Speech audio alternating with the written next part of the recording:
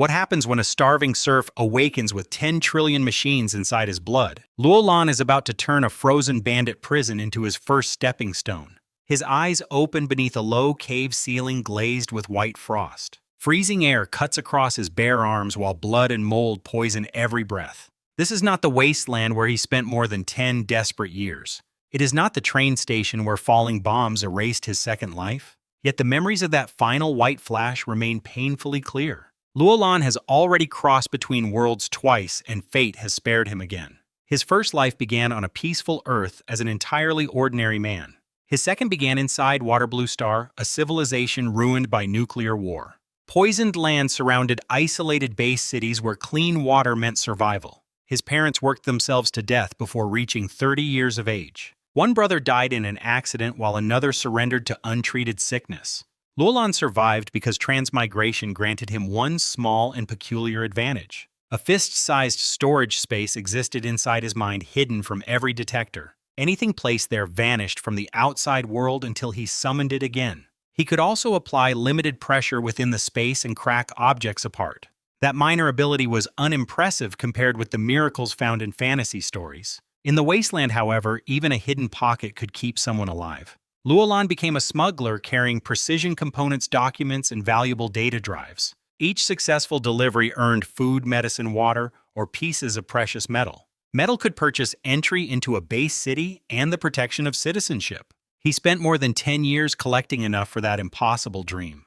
His final assignment involved transporting a small black box near a base city. He expected the payment to end his miserable existence beyond the protected walls. Instead, missiles descended upon the station before he could complete the delivery. The blast destroyed everything, yet the black box remained inside his mental space. Now Luolan inhabits the body of a 15-year-old serf sharing his name. The boy once belonged to Hamler Manor within the territory of Grey Valley. Mountain bandits captured him and several farmers roughly 1 month before this night. Their captors forced them to haul water split wood and drag heavy logs. Mistakes brought beatings, while perfect obedience merely delayed the next act of cruelty. Winter cold hunger and relentless labor gradually hollowed the young body completely. The original boy finally collapsed in the snow after another day without food. 2 careless kicks from the bandits ended what little strength remained in him.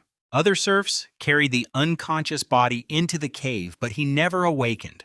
That death created the opening through which the traveler from Waterblue Star arrived. Around him, emaciated prisoners lie scattered across stone like abandoned human remains. Several breathe weakly, while others have already become cold and motionless. Luolan presses against the wall and forces his trembling legs beneath him. This body barely reaches 5 feet and possesses almost no usable muscle. His stomach growls loudly enough to echo through the cramped and miserable shelter. Standing alone demands nearly every fragment of will he can gather. Then his awareness touches something familiar and despair suddenly loosens its grip. The tiny storage space has followed him into this third and brutal life. More importantly, the black box from the destroyed station still rests inside. A careful smuggler never examines cargo because curiosity usually earns an early grave. Luolan respected that rule until the world containing his employer disappeared forever. Whatever lies inside this box may have justified bombing an entire train station. Perhaps the attack was unrelated, but his present condition leaves no room for caution. Without food or escape, this stolen body will die within several days. The unknown object might kill him faster, yet it might also save him. Patrol footsteps sound beyond the wooden fence while the prisoners remain unconscious. Luolan retreats into the darkest corner and reaches through his mental space. The black container appears in his palm, cold and perfectly smooth. Its unknown alloy has no visible lock seam button or ordinary opening mechanism. Earlier experiments inside the storage space have already left narrow fractures across it. His frozen fingers follow those damaged lines before twisting with desperate strength. The lid finally breaks open beneath a thin blade of pale moonlight. Inside rests a transparent syringe no longer than his smallest finger. Silver-white liquid gleams within it, while countless tiny lights drift like stars. Luolan has heard rumors of advanced medical injections on Waterblue Star. Even the rarest medicine, however, should not justify destroying hundreds of innocent people. The syringe therefore contains either unimaginable value or an equally unimaginable danger. Life in the wasteland taught him that desperate people cannot fear every risk. When someone already stands at the bottom, danger may become the only ladder upward. He removes the cap and exposes a needle thinner than a strand of hair. One steady breath follows before he drives it into his withered arm. The silver fluid enters his veins without pain, burning, or immediate resistance. Only a cool crawling sensation spreads beneath his skin and through every limb. Then a mechanical voice forms clearly inside his mind without touching his ears. It identifies Model 0 first edition nanomachines from the Space Research Institute. The system announces activation and begins establishing symbiosis with its new host. Warmth immediately floods Luolan from somewhere deeper than muscle or bone. His awareness expands until he can somehow observe the interior of his own body. Silver particles smaller than dust rush through his blood like organized armies. They divide among vessels, organs, nerves, muscles, and damaged patches of skin. Wherever they pass, the murderous cold retreats and numb tissue begins awakening. The number accompanying them nearly overwhelms him with its impossible scale. 10 trillion nanomachines now live and operate within this dying adolescent body. Model 0 detects abnormal life signs and extensive injuries across nearly every tissue. Full-body repair begins before Luolan can completely understand what he has received. Countless machines surround torn muscle fibers and reconnect them with microscopic precision. Others break down the last scraps inside his stomach into immediately usable nutrients. Damaged skin grows beneath the frostbite while cracked wounds seal before his eyes. Scabs form, harden, and fall away to reveal smooth flesh underneath. The cold buried inside his bones fades beneath a steadily rising internal heat. Shriveled limbs regain substance while his shallow breathing becomes deep and controlled. Hunger stops clawing at his consciousness because every remaining calorie is perfectly distributed. A body, moments from death, begins returning to life at an impossible speed. Model 0 then transfers detailed information concerning its origins and primary capabilities. These machines are a secret biological mechanical symbiote created on Water Blue Star. Their functions include medical repair, organ support, physical enhancement, and lifespan extension. Each unit measures only 50 nanometers and hides within ordinary human tissue. They draw energy from glucose-stored fat and kinetic force created through movement. Their scanners can examine bodies' copy-written information and record visible images. Within 10 meters, they can construct detailed three-dimensional models of surrounding structures. Within 100 meters, they can detect major heat sources and metal objects. During combat, they analyze muscular contractions before an enemy completes an attack. Signals reach Luolan early enough for precise dodges and perfectly timed counterstrikes. The system can also optimize every angle, movement, and fragment of applied force. Minor bleeding and shallow injuries can close almost instantly under emergency repair. Severe trauma requires longer because replacement tissue must still grow from living cells. The machines can eventually strengthen him several times beyond a healthy adult man. But their most dangerous gift may be keeping their host alive for 2 centuries. That promise explains why governments might murder hundreds to possess this single syringe. Technology capable of extending elite lives could ignite wars across an already ruined planet. The treasure responsible for Luolan's death has now become his greatest advantage. He raises one hand into the moonlight and finds every frostbitten wound erased. Joy nearly escapes his throat, but he bites his lip and remains silent. 10 trillion machines are more than medicine. They are an invisible army. Bandit chains, freezing labor, and starvation no longer guarantee his destruction. Yet excitement cannot replace caution, especially while 14 armed killers control the camp. Luolan turns his attention inward and requests a complete physical assessment. The resulting display reveals strained muscles, bruised shoulders, frostbite, and developmental stunting. His overall capacity measures only 1/5 that of a healthy modern adult man. Even after repairs finish, this neglected body remains less than half normally developed. The nanomachines need food before they can rebuild substantial muscle, bone, and hormones. Food is exactly what the bandits deny their prisoners to keep them helpless. Luolan therefore decides to recover quietly while studying every route and guard. Memories from the dead boy reveal a world resembling medieval Europe. Nobles own land knights, command soldiers, and serfs spend their lives beneath taxes. Forests, farms, rivers, manors, and territorial wars shape nearly every human existence. One strange absence separates this place from the medieval history Luolan remembers. The boy's memories contain no gods, churches, priests, or organized religious traditions. That mystery feels important, although immediate survival leaves no time to investigate. Through the remaining night, Model 0 repairs damage while Luolan organizes information. Dawn eventually stains the cave entrance gray and reveals further improvement. His physical capacity reaches half that of a healthy modern adult man. The machines could continue, but his empty body lacks the necessary energy. A little gritty bread and dirty water cannot support rapid biological transformation. Escape must therefore come before the prisoners consume what little strength remains. A wooden club suddenly cracks across another serf's back near the cave entrance. The guard responsible wears battered leather armor and carries a curved blade. A thick scar runs from his eyebrow toward his jaw, explaining his nickname. Scarface is the cruelest guard and enjoys hurting prisoners without practical reason.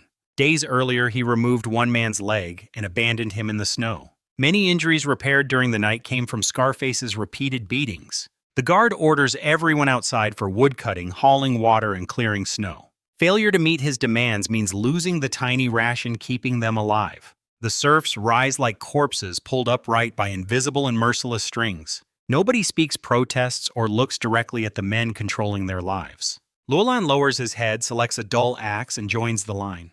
While passing Scarface, he quietly commands Model Zero to scan the guard. Scarface's physical capacity measures only 4/5 of a healthy modern adult man. The result surprises Luolan because the guard appears fully grown and dangerous. Then he remembers that Model Zero uses modern, well-nourished humans as its baseline. People in this world grow beneath chronic hunger disease and primitive medical care. Even Scarface reaches only about 5 feet 5 inches, despite his violent profession. The apparent monsters controlling the cave are weaker than Luolan initially assumed. Outside, snow falls heavily across crude huts built beside the prisoners' shelter. 10 surviving serfs divide watery porridge made from black bread and wild grain. The mixture resembles animal feed, yet Luolan consumes every precious mouthful. Earlier prisoners fought over food until the bandits killed everyone causing trouble. Now hunger has removed both resistance and the strength required to express anger. Work begins immediately with axes, ropes, buckets, rocks, and endless piles of snow. Luolan swings into a log while Model Zero extracts energy from breakfast. After several minutes, his chest heaves and his restored muscles begin trembling. The nanomachines prevent collapse, but they cannot create energy from an empty stomach. He establishes a simple cycle of survival, repair, observation, and gradual strengthening. Every additional meal gives Model Zero more material for rebuilding this stolen body. Every work period provides another opportunity to study the camp and its routines. 3 days pass before his capacity rises close to Scarface's measured strength. Outwardly, Luolan remains a thin boy with dark skin and hollow cheeks. Beneath those deceptive features, however, his muscles have already become far more efficient. The nanomachines identify 14 bandits connected with this hidden mountain group. Several watch distant approaches while only smaller teams guard the prisoners directly. Their straw-haired leader is Karen, a stronger man with a capacity of 1.2. The remaining bandits range between Scarface and slightly stronger professional fighters. Wilderness surrounds the hideout, making a blind escape nearly as dangerous as captivity. Wolves, boars, tigers, exposure, and starvation wait beyond the crude wooden barriers. Luolan chooses patience because his strength continues rising after every miserable ration. By the 4th morning, he begins considering something more ambitious than simple escape. Model Zero can accelerate reactions, predict attacks, and repair most survivable wounds. A normal prisoner cannot risk one strike from a blade or wooden club. Luolan might absorb such damage, recover quickly, and continue fighting without hesitation. Only 3 or 4 bandits supervise the prisoners during any ordinary work period. None suspects that one starving serf possesses technology from another civilization. Destroying all 14 simultaneously remains impossible, but isolated groups could be eliminated. He continues pretending weakness while waiting for the safest opening to appear. On the 9th night, his physical capacity reaches nearly that of a modern man. Real muscle now fills arms that once resembled bare branches beneath the skin. His body has also grown slightly taller as old malnutrition begins reversing. The changes occur gradually enough that no guard recognizes the hidden transformation. Luolan estimates his current adolescent frame may safely reach 1.3 without further growth. Combined with machine-assisted combat, that strength should handle every bandit in the camp. Seizing their food afterward would accelerate his development beyond anything presently possible. A future capacity 3 times normal could let him lift boulders with one hand. The thought excites him until an unfamiliar sound reaches the cave from outside. Hooves strike gravel somewhere beyond the huts, faint but unmistakably approaching. The bandits own no horses, which means an outside force has found them. Screams suddenly tear through the night before steel begins ringing against steel. The hidden camp explodes into chaos as trained attackers overwhelm surprised defenders. Luolan immediately understands that confusion has opened the door he needs. He grabs the dull axe and strikes the wooden fence blocking the cave. One powerful blow nearly tears the damaged planks completely from their frame. His actions inspire the remaining prisoners to seize tools and attack the barrier. 8 survivors break through together and rush into the snow-covered darkness. Luolan emerges first and discovers soldiers arranged in a disciplined spear formation. Brown leather armor surrounds their bodies while moonlight runs along sharpened iron points. A mounted man watches from the formation's center as bandits collapse around him. 3 or 4 exchanges decide every clash without injuring a single trained spearman. Luolan recognizes the mounted warrior as a manor knight leading his retainers. 2 fleeing figures suddenly appear between the huts and race toward the forest. Scarface and Karen have escaped the soldiers, but Luolan blocks their path. Scarface raises his curved blade and cuts directly toward the boy's exposed head. Model Zero reads the guard's muscles before the weapon reaches full speed. Luolan shifts aside, letting the edge whistle past his face harmlessly. His body rotates with the dodge and drives one fist into Scarface's jaw. Blood and broken teeth scatter while the guard's fingers release the weapon. Luolan catches the falling blade before Scarface can recover his balance. One rapid cut ends the tormentor, who helped destroy the previous body's life. Karen reaches for his own weapon, but Luolan has already changed targets. The curved blade enters the bandit leader's stomach and twists through vulnerable tissue. Karen collapses unconscious before he can complete even one meaningful defensive movement. Luolan selected each action carefully rather than trusting strength or blind aggression. The axe was slow damaged and unsuitable for fighting 2 armed men together. Disarming Scarface provided a lighter weapon before Karen could join the battle. 2 enemies fall within moments while Luolan escapes without receiving one scratch. When he turns around, the larger fight has already reached its bloody conclusion. Dead bandits hang from spears while surviving captives kneel and shake in snow.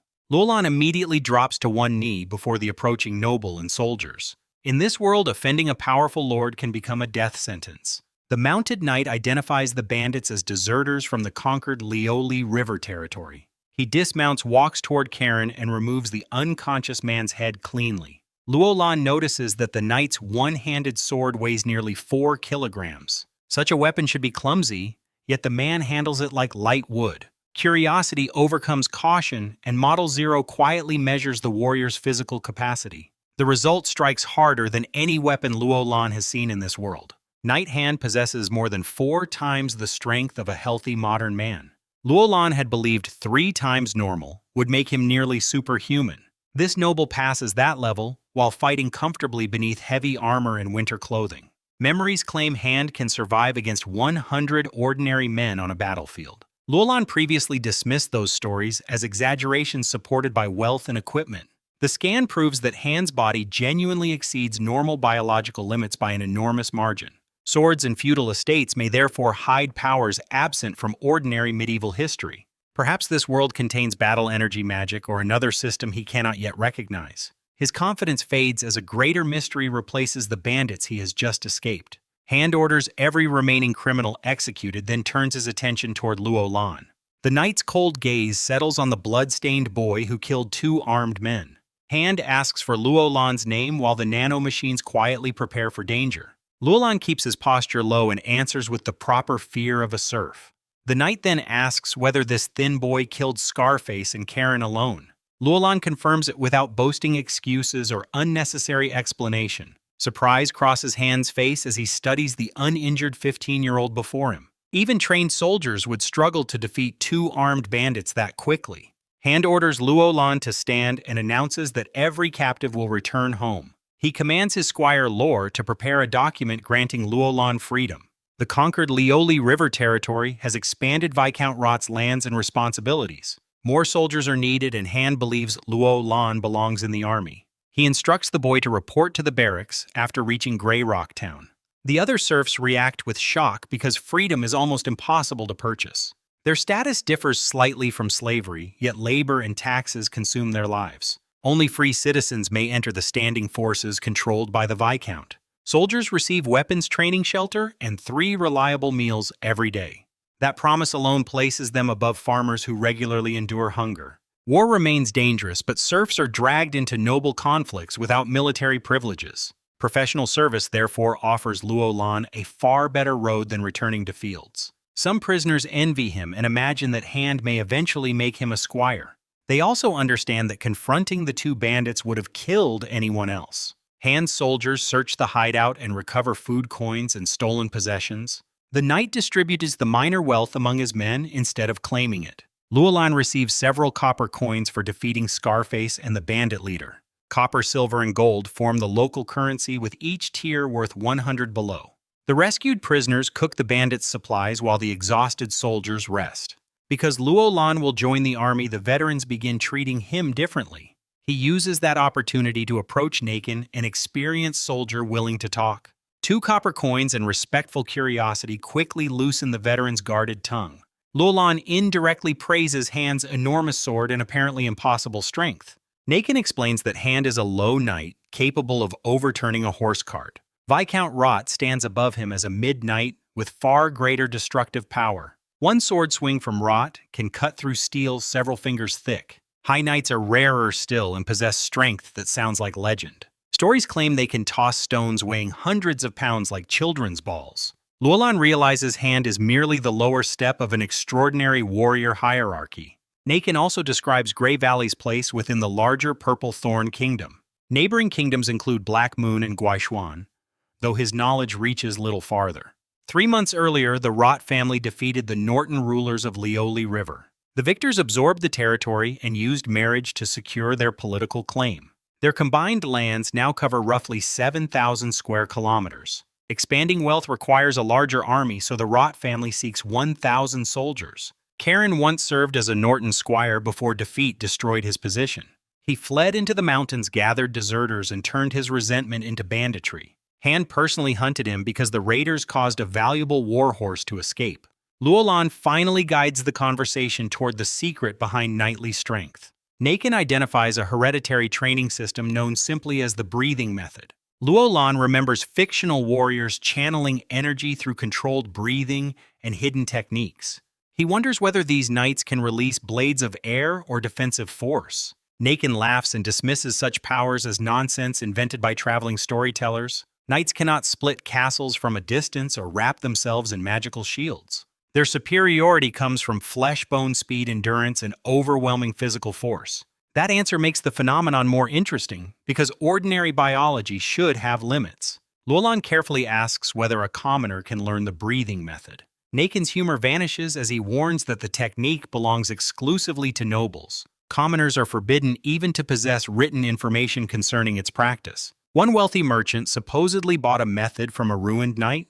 The local lord responded by hanging the merchant's entire family within days. Nakin advises Luo Lan never to reach for knowledge reserved above his birth. A successful soldier may become a squire and eventually marry into minor nobility. His children could then carry recognized noble blood and receive proper instruction. Hand's grandfather followed that path after saving a viscount on the battlefield. Military service brought him a family name, a noble bride, and lasting advancement. 2 generations later, Hand commands 100 men as a genuine knight. The system becomes clear to Luo Lan through Nakin's explanation. Commoners fight for nobles, earn favor, marry upward, and hope descendants inherit opportunity. Yet Luo Lan doubts that noble blood itself creates a different human body. He silently orders Model Zero to scan Lore Hand's young noble squire. Lore practices a breathing method and possesses 1 1/2 times normal strength.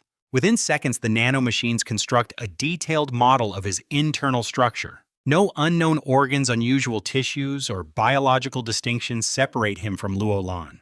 Nobles and commoners belong to exactly the same human species. The blood requirement is therefore either false or based on incomplete ancient understanding.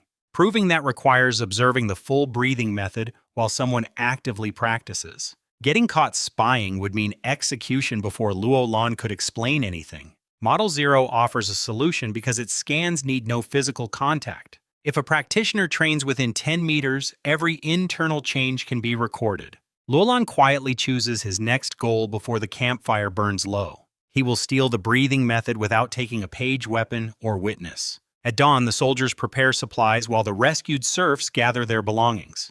Luolan watches Lore's controlled breathing and asks Model Zero to analyze it. The squire inhales slowly, suppresses chest movement, and releases air with practiced control. Unfortunately, resting breath reveals only habits formed through years of training.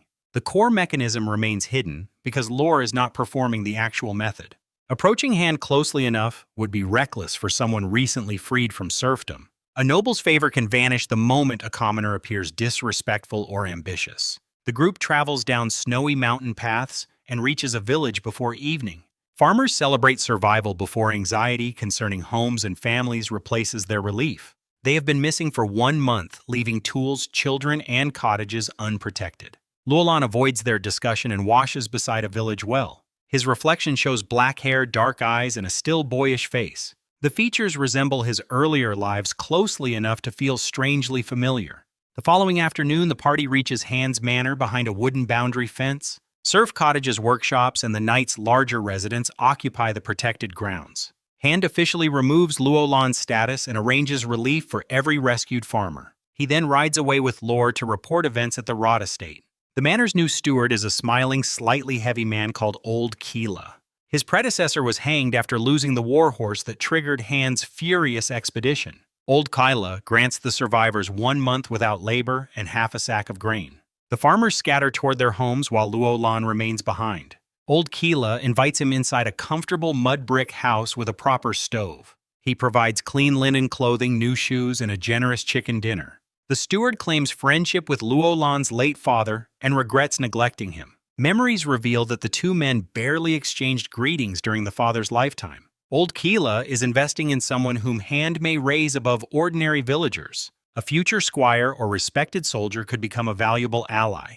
Luolan understands the calculation and accepts it without resentment. Mutual benefit is more reliable than affection in worlds where survival remains uncertain. That night brings warmth, clean clothing, and real meat for the first time here. Model Zero converts the rich meal into rebuilding material throughout his sleeping body. The next morning, Luolan rides a farmer's cart toward Grey Rock Town. Its barracks sit upon a western slope behind walls of dark, weathered stone. Training grounds, an armory, and crowded living quarters fill the enclosed compound.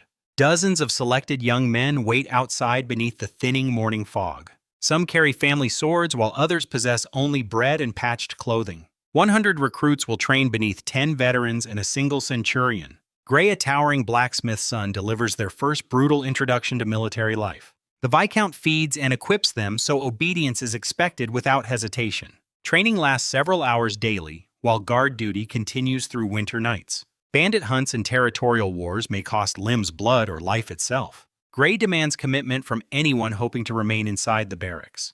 Luolan scans the enormous veteran while the recruits answer together. Gray measures 1.8, despite possessing no trace of the breathing method. Natural talent and years of training have made him an exceptional common warrior. In another ancient world, such a man could become a celebrated battlefield champion. Here, noble sons with secret methods still outrank him regardless of experience. Luolan compares the results with biological limits understood on Water Blue Star. Most healthy modern men measure 1, while great natural fighters approach 2.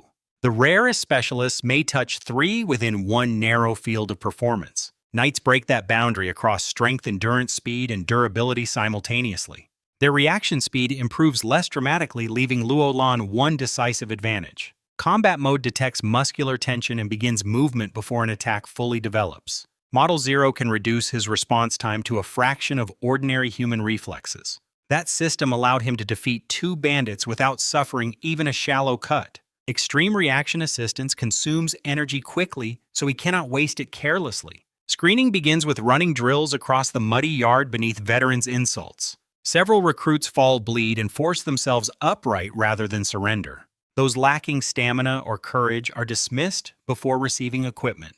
The survivors obtain gray uniforms and scarred leather armor previously worn by dead soldiers. Some pieces still carry dried blood around their seams and battered edges. After dressing, they swear loyalty and obedience before the banner of Grey Valley. Most cannot read, so they repeat the oath entirely through sound and memory. Luolan enters a cramped room shared with several other infantry recruits. Wooden boards covered with straw serve as beds beside one communal storage cabinet. Jack, the scarred veteran responsible for them, explains the barracks rules. Late arrivals run punishment laps, while neglected armor earns lessons from a whip. Their first dinner contains thick pea soup, salted meat, and heavy black bread. Every recruit eats with desperate enthusiasm because few have known such abundance. Luolan sees something greater than comfort within the steaming wooden bowl. Reliable meals will finally give the nanomachines enough energy for sustained physical growth. He has entered the army for nourishment, strength, and access to hidden knowledge.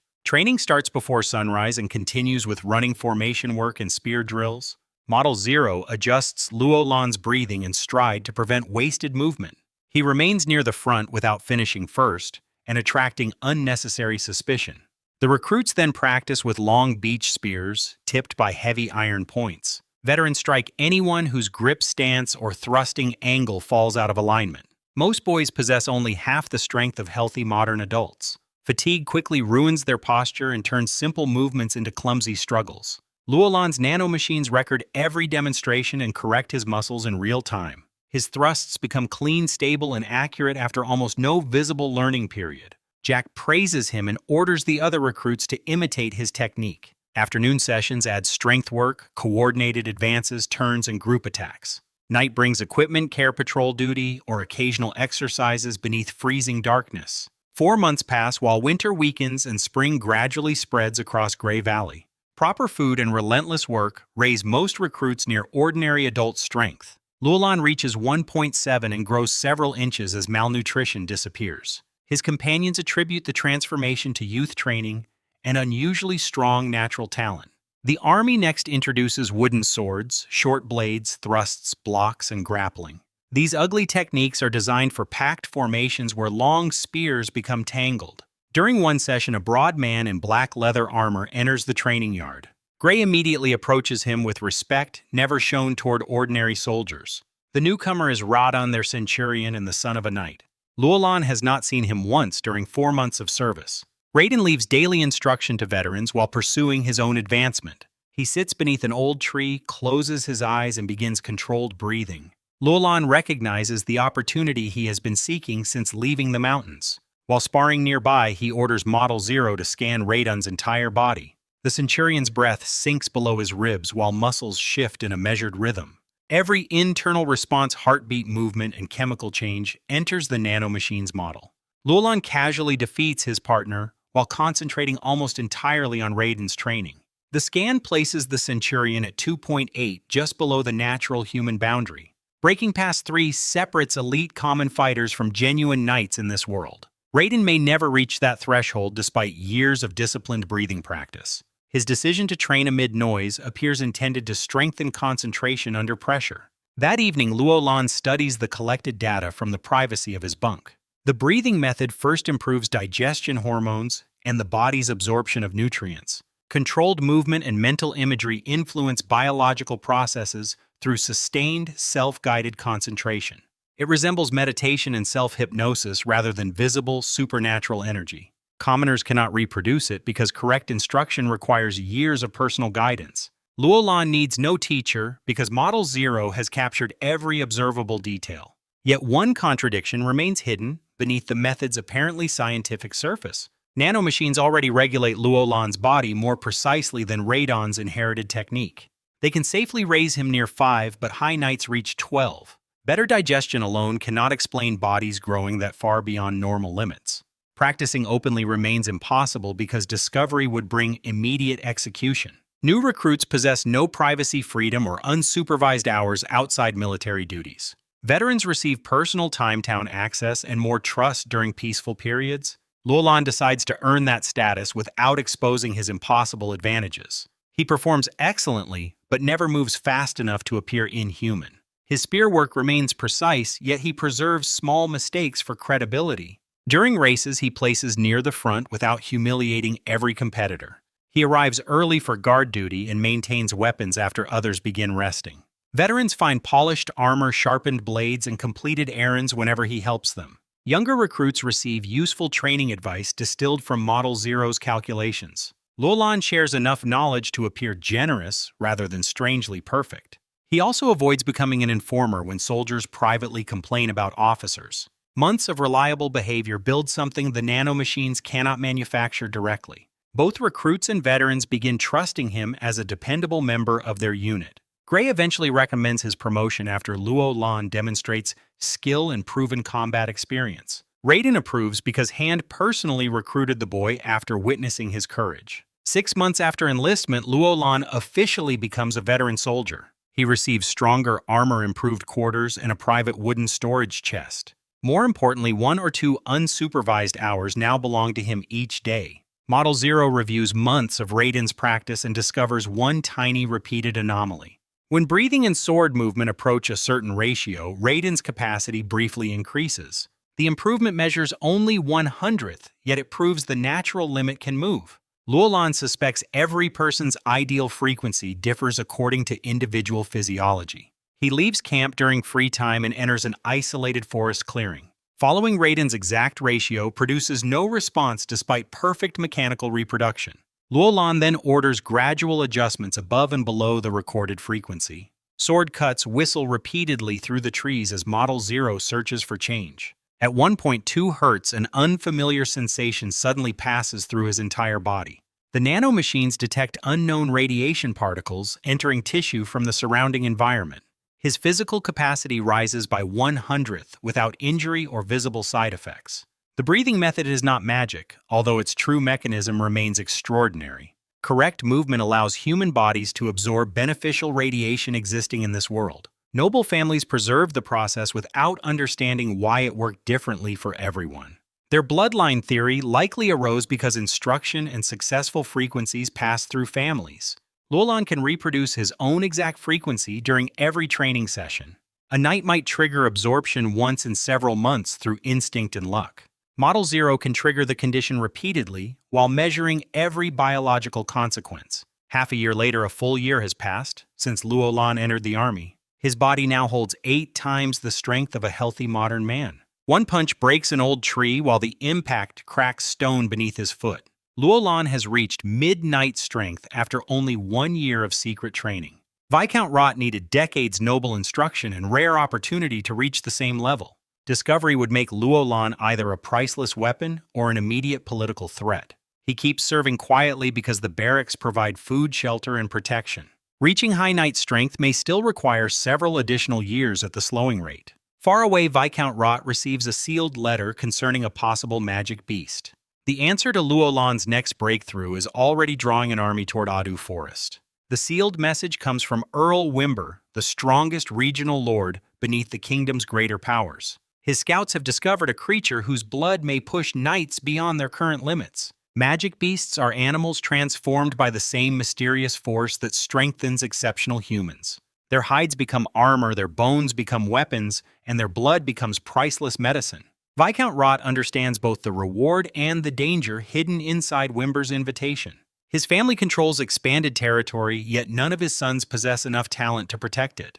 Without another powerful knight, generations of accumulated wealth may disappear after Rot's death. Refusing the expedition is equally dangerous because Wimber already shared the secret with him. A suspicious Earl could erase the Rot leadership merely to prevent information from spreading. Rot therefore gathers elite soldiers, trusted squires, and the strongest knights serving Grey Valley. That same night, Raiden quietly selects 20 veterans from his 100-man company. Luo Lan joins the chosen group because his skill and reliability have become impossible to overlook. Nobody receives a proper explanation beyond orders to prepare weapons armor and traveling rations. The unit leaves through the eastern gate and moves mostly beneath darkness. During daylight, they hide from roads and settlements to preserve the expedition's secrecy. 10 days of hard marching carry them far beyond the familiar lands around Grey Rock Town. Farms disappear behind dense woodland filled with damp air and decaying leaves. Other hidden forces begin appearing along separate trails leading toward the same destination. Archers, mercenaries, mounted squires, and noble retainers all travel without banners or celebration. Their combined presence proves the target matters to several powerful houses at once. Beyond a wall of brush, Luo Lan discovers a valley transformed into a military camp. More than 1,000 soldiers move among siege engines, supply wagons, and fortified positions. Engineers assemble catapults whose beams require several men merely to surround them. Heavy crossbows stand ready with thick bolts designed to tear through conventional armor. 3 guarded wagons carry components for an even more terrifying weapon. Model 0 calculates that the completed machine will weigh nearly 5 tons. Its enormous projectile may travel close to the speed of sound. At short range, the bolt can strike with power comparable to advanced long-range firearms. A weapon this large is unsuitable for people but perfect for a massive animal. Another noble party enters camp around a knight wearing legendary Brolo heavy armor. The black plate covers every vulnerable joint while still allowing smooth movement. Its steel weighs roughly 120 pounds and costs a noble family's fortune. Fewer than 10 complete sets may exist throughout the entire Purple Thorn Kingdom. The armored warrior carries a greatsword almost as long as an ordinary man is tall. Model 0 measures him above 6 times normal strength, despite the weapon's enormous weight. Luolan admires the equipment even while recognizing its value as a battlefield target. The knight is Lane Carl, a leading warrior from a powerful neighboring house. His family hopes magic beast blood will help him rise into the mid-knight ranks. Inside the command tent, Earl Wimber explains the scale of the expected reward. The creature may contain hundreds of liters of blood capable of transforming several bloodlines. Every participating family expects enough to strengthen heirs, knights, and future generations. The target hides within Black Swamp, a low basin filled with mud and poisonous gas. Fog, unstable ground, and deep sludge make ordinary pursuit almost impossible. Wimber plans to surround the basin with artillery before drawing the beast into open ground. If the siege weapons fail, common soldiers will restrain and exhaust it with their bodies. Knights will then move forward only after countless infantrymen have created an opening. No noble discusses how many low-born soldiers must die for their family's advancement. Luolan understands that the army considers men like him replaceable equipment. Construction continues for days as soldiers shape slopes and reinforce earthen defenses. Catapults, crossbows, shield walls, spearmen, and archers surround the swamp from higher ground. The 5-ton armor-breaking crossbow faces the bait, positioned near the basin's center. 3 days later, deep vibrations begin rolling beneath the mud and thick fog. A dark mass rises slowly until every watching soldier understands its impossible size. The creature is a bear standing nearly 3 stories tall upon its hind legs. Layers of peat minerals, iron, and hardened tissue form natural rock armor across it. Only the joints and one exposed eye offer targets not protected by the shell. Model 0 estimates that ordinary arrows and blades cannot penetrate its body. Even sustained gunfire from Luolan's previous world might struggle against such protection. Fear spreads through the formations before Earl Wimber orders every siege engine to fire. Heated stones, spiked projectiles, and heavy bolts crash across the creature's plated body. Most bounce away, bend, or leave marks too shallow to matter. The bear ignores the bombardment and continues feeding upon the bloody bait. Then the armor-breaking crossbow releases its massive projectile toward the exposed eye. The beast senses danger and turns its head before the bolt reaches the socket.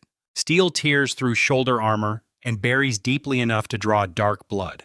Soldiers cheer until the bear calmly grips the shaft and pulls it free. Minerals and hardened tissue begin closing the wound before their terrified eyes. Intelligence replaces animal instinct as the beast identifies the weapon that injured it. With one violent motion, it throws the enormous bolt back across the swamp. The projectile destroys the crossbow platform and crushes its entire operating crew.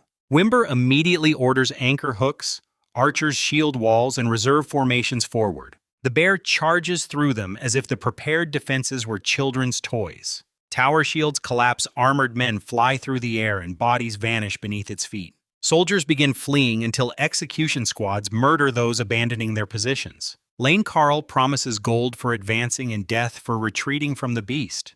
Moments later, the bear reaches him and lifts the armored genius in one paw. Brolo steel and knightly strength fail when the creature bites through his body. Watching their commander disappear inside its jaws destroys the execution squad's remaining courage. Discipline collapses completely as more than 1,000 soldiers stampede across the basin. Men trample comrades, discard armor, and stab anyone blocking the fastest route away. The bear pursues them through broken walls while swinging chains caught around its limbs. Each whipping length of iron crushes fugitives and tears fresh trenches through the swamp. From higher ground, the remaining knights realize their carefully designed hunt has failed. Viscount Rot refuses to abandon the treasure after sacrificing most of his elite forces. He proposes using 13 low knights to seize the dangling chains. 4 mid-knights will attack the exposed joints once the creature's movement is restricted. Earl Wimber hesitates because his house can survive without risking its strongest members. Rot and the Carl representative insist that retreat will destroy their family's futures. Wimber finally agrees after recognizing the beast may escape and devastate his own territory. 13 armored knights charge through the mud and endure repeated chain strikes. Plates cave inward, bones crack, and blood fills helmets before they reach their target. Together they grab the chains and use armor weight and swamp resistance to pull. The bear drags them across the ground, yet their combined effort slows its movements. Rot Wimber and 2 other midnights rush the rear leg joints with axes. Their blades break through mineral armor and cut deeply into muscle and tendon. Dark blood floods the mud while the beast screams and gathers its remaining strength. Before the joints are severed, it tears the anchor hooks from its own shell. The 13 restraining knights fly outward, broken by chains, rocks, and violent impact. Freed again, the bear kicks one mid-knight across the basin and cripples Rot. Wimber and the remaining warriors retreat as claws slice through armor and flesh. Luolan has watched from within the fleeing crowd while studying every exchange. The noble's refusal to surrender proves the beast contains value beyond ordinary military treasure. He collects abandoned full armor and a serviceable sword before hiding his identity completely. When the bear pursues the wounded knights, Luolan charges from behind the wreckage. Its claw descends, but Model Zero predicts the path before the strike develops. Luolan twists aside and uses the creature's motion to launch himself upward. He lands upon its shoulder and grips a gap between plates with one hand. The bear thrashes violently, yet it cannot reach the small figure clinging beside its head. Luolan drives his sword through the exposed eye until only the hilt remains visible. Blood and cloudy fluid burst across his helmet while the blade reaches deep into the skull. A few drops enter his mouth and Model Zero detects concentrated unknown radiation. His physical capacity increases immediately from that tiny accidental amount. The bear collapses like a falling hill and sends a wave of mud across the battlefield. Luolan pulls the sword free and begins collecting blood before anyone can recover. Lane Carl suddenly attacks from behind, having survived inside his legendary armor. The Brolo plate is damaged, but still protects him after the beast's crushing bite. He believes every drop Luolan takes reduces the Carl family's only hope. Wimber also approaches with another surviving midnight, both driven by greed and suspicion. They assume the unknown armored warrior belongs to a rival house seeking everything. Lane attacks first with his enormous greatsword, trusting superior equipment to decide the fight. His blade carves trenches through mud, yet Luolan avoids every swing by fractions. Model Zero reads each muscular contraction and guides Luolan through impossible angles. Lane grows exhausted because even the finest weapon means nothing when it cannot connect. Luolan circles toward the injured side and aligns his entire body behind one punch. Force rises from the ground, crosses the legs and waist, then concentrates through his fist. The Brolo chest plate barely dents, but the shock travels through it. Lane's heart and internal organs rupture while the armor remains almost completely intact. The proud knight dies without understanding how technique defeated the strongest steel available. Luolan claims the massive greatsword before Wimber and Fallman close from opposite directions. Both attackers are experienced midnights who coordinate without leaving easy escape routes. Their axes force Luolan to block a turn and retreat across unstable mud. Machine prediction keeps him alive, but calculations cannot replace genuine battlefield instinct forever. Luolan deliberately slows and exposes his chest to create the opening he needs. Fallman accepts the bait and drives an axe through the weaker stolen armor. The blade cuts Luolan, deeply convincing both nobles that victory has arrived. At the same instant, Luolan's greatsword removes Fallman's head with one sweeping counterattack. Nanomachines close the chest wound while Wimber watches flesh reconnect before his eyes. Terror replaces greed because the Earl mistakes rapid healing for a caster's supernatural power. Wimber loses discipline and his desperate attacks become wild enough to read easily. Luolan moves behind him and splits helmet, skull, and neck with the greatsword. Silence settles over the battlefield after 3 powerful nobles fall around the dead beast. Luolan sees Hand helping the crippled Viscount Rot escape through distant trees. He allows them to leave because both men helped him when he possessed nothing. Freedom, food, shelter, and military access began with Hand's decision in the mountains. Luolan kills when necessary, but he refuses to become a butcher without reason. He strips Lane's Brolo armor and discovers that the larger man's equipment fits poorly. The suit can be repaired now and worn later after several more months of growth. He gathers 40 usable flasks from bodies scattered across the devastated swamp. Cutting the bear's neck releases a thick stream of dark and valuable blood.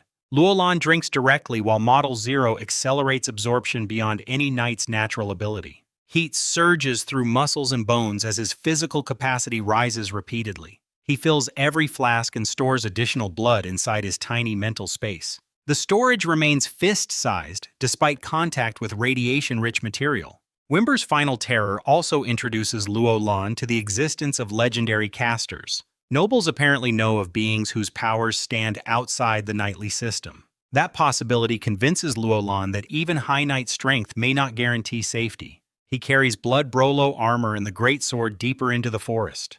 Behind him, Hand and Rot eventually reach the expedition's nearly abandoned support camp. Rot leaves quickly with the few attendants capable of transporting his ruined body. Deserters later murder support workers, steal horses, and flee toward the border. Surviving squires gather there and prepare stories blaming every failure upon common soldiers. Wimber family knights arrive, hear the excuses, and execute the witnesses without hesitation. William Wimber then finds his uncle dead beside the magic beast. Instead of mourning, he recognizes an opening for his own branch to seize power. The bear's missing blood enrages him, but the carcass still promises weapons and strengthening meat. His father Oro purges rivals and takes control of the Wimber household within 1 month.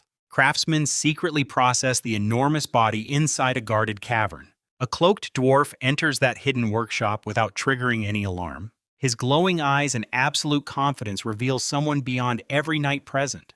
The dwarf identifies himself as the wizard Glacius and demands the stolen beast blood. He also orders the nobles to provide young girls for purposes left horrifyingly unexplained. William attacks in anger, but invisible force crushes him inside his own armor. Oro attempts to flee and dies against the cave wall without touching his enemy. Glacius questions the craftsman and learns the bear arrived already drained. After confirming their account, he kills every witness before leaving the cavern. Far away, Luolan discovers an abandoned cave suitable for hiding and long-term training. He repairs the Brolo armor with careful grinding pressure and reshaping from within. Then he begins consuming the stored blood while practicing his optimized breathing frequency. Within 2 days, his physical capacity rises to 9 times that of a normal man.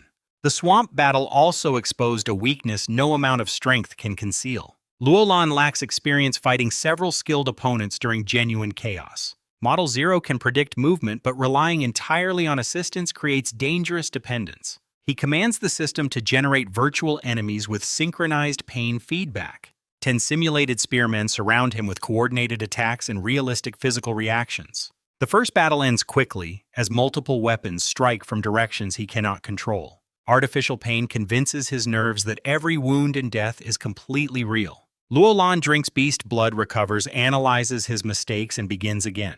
9 defeats teach him more than years of safe training could have provided. On the 10th attempt, he finally defeats every virtual spearman despite numerous simulated injuries. He continues because surviving with wounds is not the standard he intends to accept. Days become weeks of fighting, dying, adjusting, and entering battle once more. Each failure improves footwork, timing, distance control, and awareness of coordinated formations. 5 months pass while Luolan remains alone with blood weapons and endless simulations. His physical capacity reaches 14.5, exceeding the accepted high knight threshold. Muscles, bones, tendons, and joints now operate as one integrated mechanical structure. He appears lean rather than enormous because Model Zero eliminates every unnecessary weakness. Soft movement redirects force while concentrated strikes shatter stone and harden timber. Thousands of simulated deaths have also turned calculated reactions into genuine combat instinct. Luolan can move before conscious thought finishes identifying the incoming attack. 10 virtual high knights soon become too weak to challenge him meaningfully. Spears, axes, and swords converge, yet every weapon meets a perfect response. One turn deflects a thrust, while the sword hilt crushes another attacker's throat. A second rotation removes an arm before 2 advancing knights can complete their charge. The greatsword passes through openings with ruthless efficiency and no wasted movement. 15 seconds later, all 10 simulated high knights have fallen without touching him. Model Zero reports that the difficulty no longer produces useful physical adaptation. Luolan recognizes that comfort has returned, which means progress will soon stop. He is transformed from a dying serf into something stronger than legendary national warriors. Yet casters exist, and Glacius has already begun searching for the missing beast blood. Remaining hidden forever would preserve safety but surrender every chance to understand this world. Luolan therefore chooses a new test capable of exposing his present limits. He orders Model Zero to create 10 opponents matching his exact physical capacity. Each enemy receives randomized weapons, full aggression, and permission to attack without restraint.